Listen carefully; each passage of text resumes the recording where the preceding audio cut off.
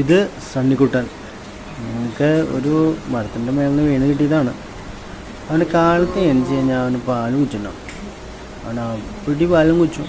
അവന് നല്ല ശക്തിയായിട്ട് നിന്നിട്ട് ഓടി മരത്തിൻ്റെ മേലെ കയറും. നമ്മുടെ സമയമാകുമ്പോൾ അവൻ താഴത്തേക്ക് വരും.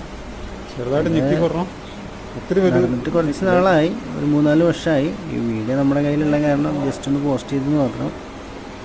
പിന്നെ നമ്മൾ സണ്ണിക്കുട്ടാന്ന് വിളിച്ച് കഴിഞ്ഞാൽ ഓടി വരായിരുന്നു.